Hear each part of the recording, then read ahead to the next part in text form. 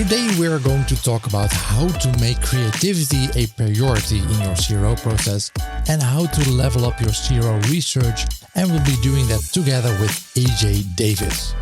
AJ is an industry expert in user experience strategy with a proven track record for delivering measurable value to clients. She's the founder of optimization agency Experiment Zone, and before that she led optimization strategy for Fortune 500 companies during her tenure at Clearhead, and she was also the lead UX researcher for a product that we all at least played around with, which is Google Optimize. My name is Guido Jansen and welcome to CRO Cafe, the podcast where I show you the behind the scenes of optimization teams and talk with their specialists about data and human-driven optimization and implementing a culture of experimentation and validation. In case you missed it, in the previous English episode I spoke with Amardeep Atwal about why empathy is probably the most important skill for any CRO professional. You can listen to that episode on the CRO Cafe website or in the podcast app you're listening with right now. This episode of CRO Cafe is made possible by our partners SiteSpect, Online Influence Institute, Content Square, Convert.com and Online Dialogue. Welcome to Season 2, Episode 33. So AJ, a warm welcome to the cafe, and let's start off with how you got started with UX. Great, thanks for having me on. So what I do is I do conversion rate optimization crossed with user experience research. So I started my career as a user experience researcher, and then I moved into conversion rate optimization. I was working at Google for a while, and I got a chance to work on the Google Optimize product and to see how people do CRO and what A/B testing is all about, and decided to go and do that. So I worked for a company called Clearhead in Austin, Texas for a while. And then I started my own agency called Experiment Zone 3 years ago. What would stand out the most if you think back on looking at how people use Optimizely, Google Optimize? What stands out the most? What are the weird things that you remember people doing? Well, I was on the team from the very beginning. So we were in a hotel room in California, and not like an actual hotel room. We were at a hotel, like as a conference center, and we had a chance to group in teams of 7 to 10 people for a Google Sprint week. So it's following the standard textbook Google Sprint. So 5 days of starting from an idea to having a product. And so I was coming to that group with the lens of a user experience researcher and asking a lot of questions about who the target users were. And at the time, we were just starting from scratch and starting from zero. And it was a chance to really learn about all the varieties of ways people use testing. And so I think what surprised me most was how mature some testing programs were in places that you might expect, like news agencies, and how immature it was in other places where you would expect it to be really mature. And they might have one person spend a little bit of time thinking about it, but not really having a full system. And what I walked away with was that why I wanted to go and do this was because it was so cool that we got a chance to do user experience and then have an opportunity to validate that it, in fact, truly was the right decision or not. And that's why I wanted to go and take the lens of crossing and intersecting user experience research, where you're thinking about what the problem is, how we might solve it, and then validating whether or not that solution works. So your background is in human factors. Mm-hmm. How does that connect to CRO? How did you become someone that works in CRO? Because usually, up until recently, CRO was not something you could study at any school or college. Yeah. There's a lot of people here in CRO with different backgrounds. How did your journey look like? How did that come to be? Yeah, so I studied economics in undergrad, and my last semester, I encountered Dan Ariely and got to interview him for this about his behavioral economics book. So I was in this economics journalism class, got a chance to spend an hour with him and really first got exposed to what behavioral economics was. So we had operated in the system of people being predictable and us being able to chart out how people would behave based on market forces. And it just planted the seed for me. And I wasn't really sure how that could be applied in the real world. And I went and worked in banking for a few years. Didn't really like that. So I decided to switch career paths and get a master's in in human factors and information design. So I was applying the concepts of behavioral economics in the case of qualitative data. And then when I finally encountered A/B testing at Google, I felt like an aha moment, like everything came together. It was like I went from being an analyst and really getting into the data, questioning if those assumptions were true, and then being able to take real world experimentation to understand what's really happening. So it all kind of came together in CRO. Yes, basically a match made in heaven, right? Combining those two fields of work and use that to optimize whatever you want to optimize. As long as there are a bunch of customers, you can do that. And today we wanted to talk about bringing more creativity into CRO instead of being overly analytical. Because I think a lot of people have that background, more analyst background, or I think also in a lot of people coming from SEO, having a more analytical mindset, more data-driven mindset. So first off, how would we define creativity in this scene? How would you look at that?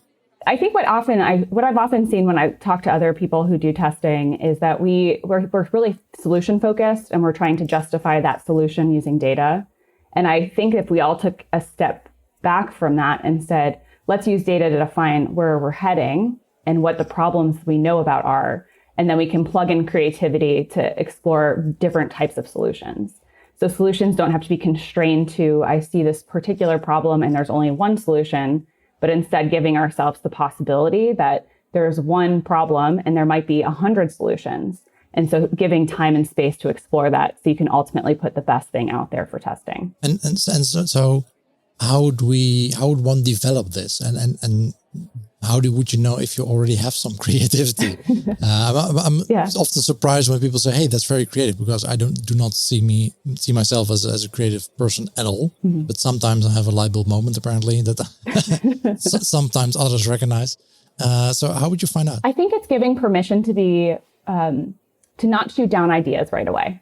So what I often see is this sort of like, if you're in a conference room and you're kind of like, you have to present your case for something, and then you're presenting one case for one solution. And there's not really this opportunity to say, but I might be wrong, or there might be better ways to do this. And like, let's open up that conversation. So when I think about something like a sprint week, you take a week and the first few days, you're not saying no to anything yet. You spend time literally saying, write down every idea. There's no bad idea. Get them all out there. And then don't worry about judgment yet. So I think it comes down to postponing judgment and separating the space between this is creativity and brainstorming, and then this is when we're evaluating which things we should move forward with. So that's postponing judgment on yourself, but also that sounds like something that needs to be a cultural thing that you need to have in your team, right? It's not necessarily that's for just one person. It needs to be fostered and bred by the company itself. Absolutely. It has to be something where if you can define the ground rules before the conversation and then keep reinforcing them, it will create a safe space, or it'll create an environment where people can put those vulnerable ideas out there. They don't have to worry about whether that idea makes them seem smart or informed, but instead you explicitly state, like, there are no judgments. We will delay any conversation that negates these ideas. And instead take something I would borrow from improv, which I do a little bit of that on the side. And for improv, what we do is we say yes and. So there's this idea of somebody has an idea and you build on it, as opposed to saying, no, that's not true. This world doesn't have that thing to be true. And so it's even just laying ground rules like yes anding in the conversation, as opposed to let's shoot down every reason why this is a bad idea. And when you do that, it really just creates negativity and doesn't allow people to submit those more risky ideas. Yesterday's brainstorm was so good. I really liked Steph's idea of running that test on the call to action buttons. Making them orange will really make them stand out, don't you think? Yeah, right. Do you want to design real A/B test winners and achieve enormous conversion uplift? Then stop brainstorming and take a scientific approach. If you can read Dutch, follow the steps in Online Invloed, the bestseller on managementbook.nl. Or enroll in the author's course and become an expert in applying proven behavioral science yourself. Go to onlineinfluence.com for more information and free downloads. How would you do that if you start working with a new client and you notice that they don't really have this culture? They just want, we just want solutions, basically. Yeah. We just want you to find the improvements and implement them, maybe even.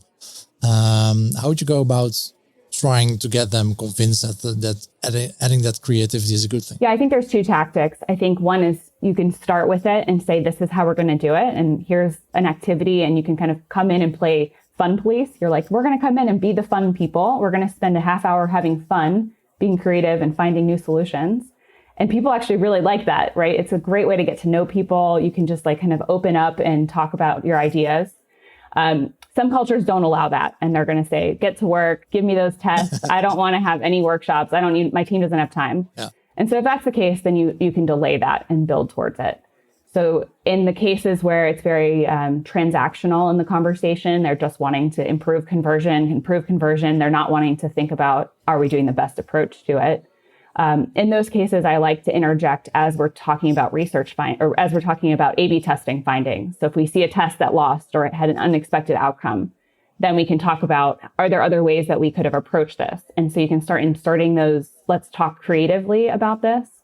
I often find that if you take the same problem and you tackle it twice and you don't find a solution, that's when people are open to starting to really have these brainstorming sessions or to take in some qualitative input, as opposed to saying, like, you guys know it, you've done this 1,000 times. Like, I just trust you to find a solution, because their audience is different than every other audience. And so you do need that creativity and focused discussion around that particular audience. When I get to new clients, I like to do a little exercise called the marshmallow spaghetti challenge. Maybe you're familiar with that one. Do you have any other specific exercises to get them in the mindset of being creative, being open, maybe before actually looking at the UX problem that you're looking at? Yeah, I have some just really basic exercises. I think it's a really important thing to do something like an icebreaker, so that everyone in the room has made themselves vulnerable in a semi-personal way. So it might be something like, name your worst haircut you've ever had, or tell me about the first concert you ever went to. And there's an angle of just like opening up a little bit personally and allowing everyone in the room to open up like that. That sets a standard of like, hey, we're human and we're all trying to work together to do something, as opposed to like, I'm coming in with my suitcase and my suit and I'm putting on a show for you. So I think that is a really important aspect to just get started on the right foot and to present the ground rules like we talked about earlier. I love giving introverts a space to be creative as well. A lot of the times there's just this culture of like sitting and throwing out ideas at each other. And so I think sticky note exercises are really great, where you can sit and doodle or have sketch pads and like everyone can kind of sit quietly and then report back. And that's a nice opportunity to go, if you take the time for everyone to sit and reflect individually, and then you go around and everyone presents it before any feedback's given, it avoids this like herd mentality that sometimes happens in creative discussions too, where people kind of jump on a bandwagon because the first person said it and then those other ideas get left behind. So those are some of the principles that I like to operate with, is give everyone a chance to think and give everyone a chance to speak before even weighing in on any of the options. Yeah, it's actually the default idea I would have from a brainstorm session about UX is sticky notes. Yeah, it's always sticky notes. bring a lot of sticky notes. So when you go and do these kind of exercises, trying to be creative, is there a certain group composition that you would be looking for that's ideal? Maybe certain people you specifically don't want to have in such a session, or do want to have in such a session? Personally, I think having people who represent different points of view within the company can be really helpful. So coming from a product background, that would mean having someone from the engineering team, someone from marketing, somebody from sales, like having representation across the board, because everyone has a different experience and lens into your customer experience. And so having those different inputs just lead to very different ideas, and then you can feed off of each other. So what I wouldn't recommend is having a room just of analysts or a room full of just engineers. Like, you want to make sure that the group is diverse. I think on the negative side of people you might want to leave out, you may want to leave out, especially in cultures where it's very top down, you may want to leave out leaders. You might want people to be pretty much at the same level, so that you have a chance to align as a group and then present the idea, as opposed to feeling like people are trying to impress the boss. Yeah. I think that's the division. So a diverse room from different perspectives, and then trying to keep people where they can all be equally on the same equal footing. Yeah.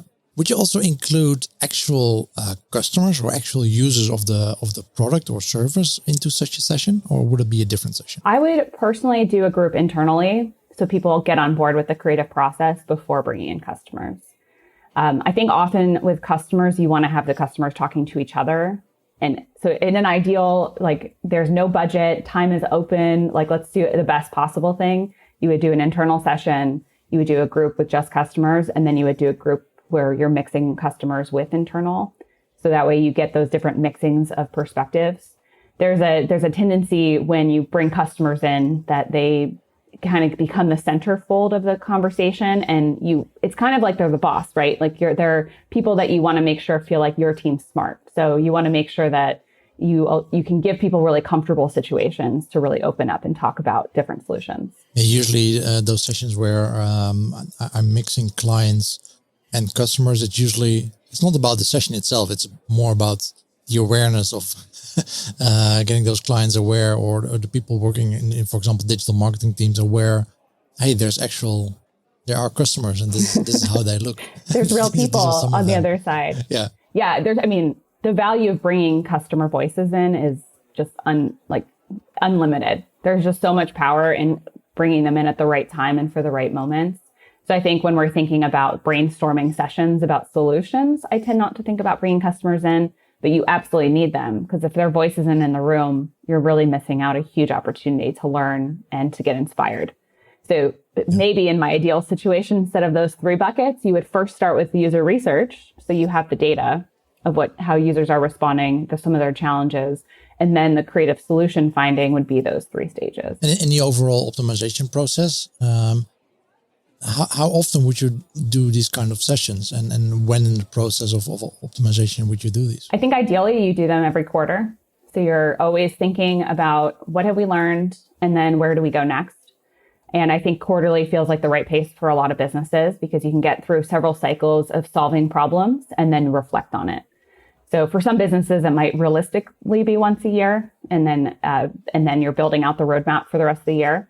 But in an ideal scenario, if you're really moving fast, you want to make sure you take that time to reflect and be creative moving forward. Of course, a lot of people that do user research, a lot of people unfortunately don't do user research, or at least companies that don't include it yet in their optimization programs, mainly focus on analytics and basically the hard data that they do have from tools like Google Analytics or whatever analytics tools they use, and then do experiments based on that. So what would you say is the value that user research brings to that in general? I think very simply, we get the what from the quantitative data and the why from the qualitative data. So we can always see what customers are doing looking at Google Analytics, but we can only infer why they're doing it. And if we talk to customers and have them think aloud in user research, we can really get a chance to really understand what's happening and why they're doing it. So I love to bring research in when we just don't know why a test didn't turn out the way it did. Like I have a client who's been working at the same concept on their product page over and over for the last 6 months. And we're at a stage now where we have to do user research, because otherwise we're going to have this endless cycle of trying to put something out there that isn't informed by why our customer is not responding to this very thoughtful approach. So for businesses that aren't yet really thinking about user research in the process, I think that's the easiest and most natural place to first plug in user research, is asking, why didn't this test perform the way we expected? And can we get inspired to do something better and improve on it? For over 10 years now, Online Dialogue advises about evidence-based conversion optimization with a focus on data and psychology. We see that analyzing data and recognizing customer behavior results in a better online dialogue with your clients and a higher ROI. The team of strategists, analysts, psychologists, and UX specialists gathers valuable insights in the online behavior of your visitors, and together with you, they optimize the different elements of your CRO program through redesign, expert reviews, A/B tests, and behavioral analysis. For more information about their services, go to onlinedialogue.com. Yeah, or before the test that you just see like a weird drop-off point somewhere in your funnel. Mm-hmm. It can be very eye-opening to do those, and it's fairly easy to start with, right? I mean, you can of course complicate user research as much as you want, but in like a basic user research, an interview with someone, or just having someone perform buying something on an e-commerce site, can be a very simple task that you can just observe people doing, and like you said, you can brainstorm for hours. on why something is the way it is, Yeah. but you can also just look at those users. Yeah. Yeah. What are some examples that you found before where something was unclear looking at Google Analytics, but very obvious when you did user research? I think navigation is often something that you can't get a really clear sense of why people are doing the things they do. And if you do a tree test or a card sort, you're suddenly having these aha moments like, oh, our navigation's reflecting our business, not what our users need or expect. So I think navigation's a case where over and over every time people are really surprised by the kinds of things you see. So we did a test with a customer where we took some messaging from their homepage and moved it to their product page.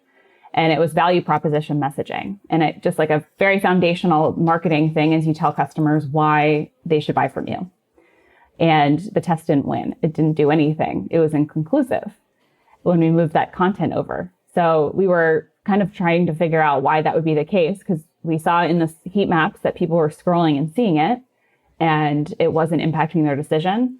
But when we did a user study on it, we got a chance to get qualitative feedback on how people were responding to it. And time again, across all 10 participants, people were like, so what? This is just the same as every other company would say.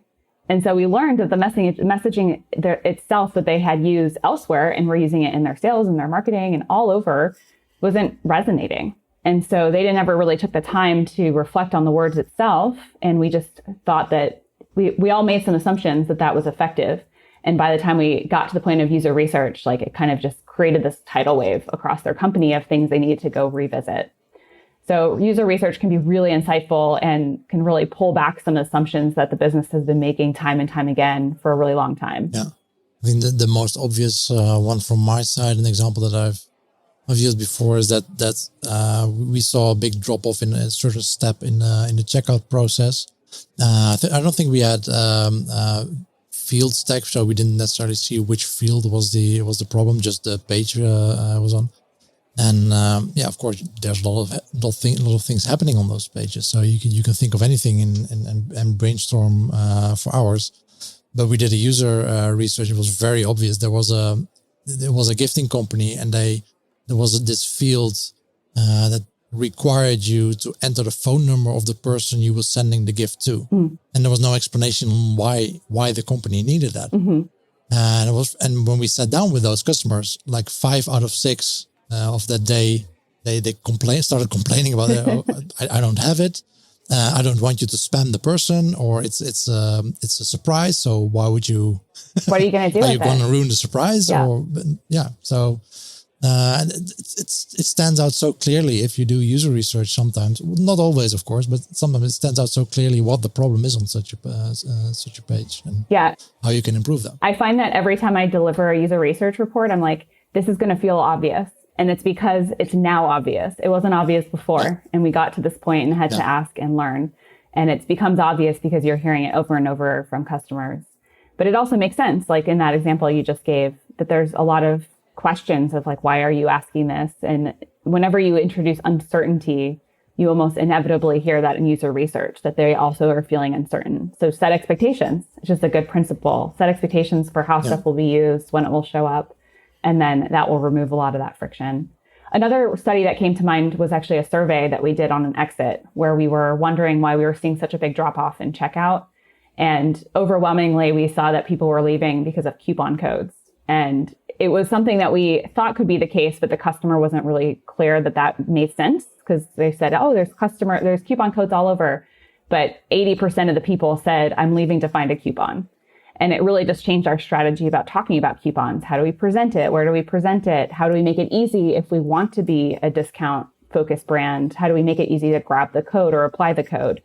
So just asking the questions when you're seeing that drop off in data, that took 5 minutes to set up. These things are not complicated. The tools are out there now that can make it really low cost to get feedback from customers, whether it's usability study or a survey. So you just spoke about, you mentioned about delivering those reports to clients. Mm-hmm. What's your favorite way of basically telling them what's wrong? What the results were from those studies? Is it like video, presentation, or how would you go about doing that? It really depends on the scale. So for the example about the survey, it was just something we shared quotes And we did it in context in our weekly meeting, and everyone was like, yep, makes sense. Let's move forward. So sometimes I like to present it really simply so it doesn't feel like an over thought out result. This is an insight just like an analytics insight. We pulled it from GA, here's the data. We pulled it from customers, here's the data. But in cases like the one I mentioned where it really had a major cultural impact to the business, it was really important that we showed recordings. So I like to deliver it as a very simple executive summary, so it's easy to share. A lot of the time, like C-level folks don't have a lot of time and are used to kind of flipping through things in email. So we like to have quick reports, quick insights pulled out in the email, a very short report with some simple takeaways on the first slide. And then for people who want to really understand and hear the customer and have the time to do that, we'll build video clips where we'll weave together audio clips or video clips of customers. So it all depends on what you're trying to communicate. Yeah, exactly. And it might also depend a bit on the maturity of the client already, how much extra context you need to give. And also how much they know you, right? So if you're very early in a relationship with a client, sometimes you need to present a little bit more information to build that credibility. And for customers we've been working with for several years, they don't really need us to spend that time to build a formal report because we got the insight we needed to be able to move forward. So what would be your favorite methods of doing research? Or do you have a favorite, or does it totally depend on the issue that you're facing? So from the lens of creativity and getting to the best test ideas, I think usability studies are the best. So the reason is it gives you a chance to really see somebody use your product from start to finish. And in e-commerce, it's a pretty standard flow for most sites. So it's easy to catch main things at every part of that website funnel. So for me, that's my favorite because it lets me level up all my test ideas. On every part of the site, I'm inspired by some new insights that I didn't have before.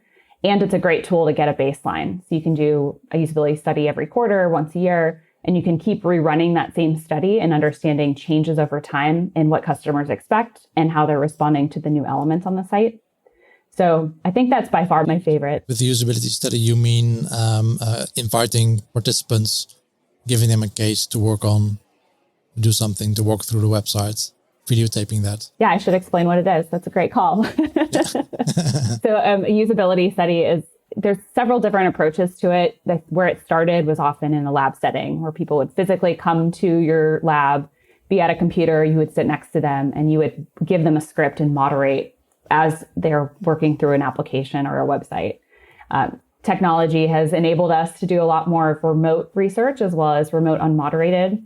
So tools like usertesting.com, TryMyUI, userinterviews.com, all these tools can enable you to just quickly get feedback from customers that are a good representative sample of who your target customers would be. So for me, I like the unmoderated remote studies because you can get that feedback really fast and it's low cost. So the trade-off of time and cost to inspiration and insights is one of the best, I think, for CRO. And when it's online, it's relatively easy to segment the type of users you get, right? Most of those services allow you to pick people from a certain country or a certain experience level. Or they also let you add screener questions. So you can ask, we've segmented our usability studies based on, is this a current customer of this business? Is this somebody who's never purchased from them but have purchased from their competitors? You can tier them based on their spending habits. There's all kinds of things you could introduce into the survey so that they get closer to your target market. And you can get insights that say, for new customers, these are things that we might need to do. For existing customers, these are some of the things I might expect. And so you can go really deep and start really segmenting down. But at a very basic level, just getting people who are reflect the country, the basic income characteristics, maybe certain brands that they've shopped before is a great starting place just to get a baseline. Marketing budgets have suffered, and the share for A/B testing has been impacted too. If you want to keep testing to enterprise standards, but save 80% on your annual contract, you can consider Convert.com. With their summer release, you can take advantage of full stack and hybrid features, strong privacy compliance, no blink, and enterprise-grade security. Feel good about your smart business decision. Invest what you save back in your CRO program. Check out www.convert.com/2020. comment I got from a client a couple of months ago. They said, yeah, we can do a user study, but we don't want to use any of those kind of services because those are people that are used to doing user studies. So they are very adept at going through those websites, and those are not normal users. What would your response be to that? Yeah, I think there's two ways to mitigate that risk, because it's true. There's going to be some bias introduced because of the way you're doing the recruitment. But that would be true if you recruited people from Twitter, right? If you decided to post and say, we need people for our study, let's sign up on Twitter, you suddenly are just looking at the Twitter segment of your customers. So for a tool that's unmoderated research, you can mitigate some of those things by saying, how many studies have you done in the last 6 months, or the last 12 months? And then screening out people that way. Some of those tools will have some transparency. And so that's another thing to look into when you're deciding which tools to use, is how much are they enforcing that or providing that insight back to you? And then I think the most robust thing you can do is to introduce opportunities for people to opt into your user research across any interaction with your business. So for very large companies, many of them have their own databases for people. When I was at Google, we had a mix. We had our own internal database, and we worked with external recruiters, and we worked with the unmoderated tools as well. So sometimes it's also just about diversifying where you're getting the insights from. Yeah, exactly. I think if I get the chance, I'd prefer doing a mix of different types of research, because then you can mitigate those biases that each method has, and then see, okay, but if we still get a consistent picture over these different methods, then probably we're fine. We can move to the next step. It's the same thing as why we combine qualitative and quantitative. If you just look at the qualitative data, it's not going to give you as much information as putting the two together. So same thing with recruitment, finding participants, talking to people. You can do usability studies plus interviews plus analytics, and you'll just be way better off than if you just did interviews. So what would be some things that you're changing or improving in the coming 12 months in regards of the way you work with clients? I think one of the things we're really working towards is creating a product around this combination of user research and A/B testing. We've often just plugged in user research as the relationship develops, because people have a better understanding of what it means to work with a company for CRO services and might be more hesitant to make that investment for research. And we're looking to really formalize and productize that so that every company has a consistent, let's start with user research and analytics exploration, so that our roadmap is just automatically elevated versus waiting several months before we start doing some of that work.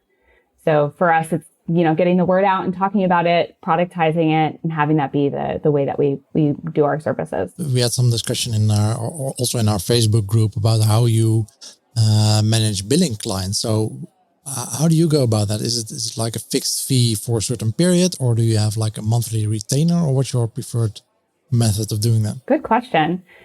We are doing time and materials at the moment. So we will set a 6 or 12 month engagement, and then we'll work towards that budget and track to it each month. So we have a culture of transparency. And so we meet with our customers every week or every other week, and we'll report out on how we're doing against that overall budget. But the short answer is we do time and materials. So do you have some goals that you set as in, we will improve your revenue by X%? Probably not, but yeah, we tend to be talking about, and we tend to frame it in regards to how many different tests we would be doing at which level of complexity. So we might be doing 5 simple tests and 2 medium level tests and 1 user research study. So we'll tend to estimate how much time all that stuff will take and talk about those deliverables. When you get into the math of calculating the specific revenue, we do estimates based on individual tests, and we'll talk about that, but we generally don't make that as part of the commitment or requirement for the program itself. Yeah, I think, a lot of people are struggling with that. I mean, ideally you would, do it based maybe on revenue, but that's, of course, if you hit something like COVID-19 and a global pandemic, then you're screwed. If you're doing a really good job, the client probably doesn't want to pay you anyway. if you do it revenue based, that's also an issue that a lot of those CROs encounter. On the other hand, you also don't necessarily want to do it hourly based. That's also tricky. It is. Because it's not scalable. I think the hardest thing about what we do is that if we're doing a really good job, we're creating so much more value than just what an individual test is saying. So we're creating insights that potentially your whole business can act on.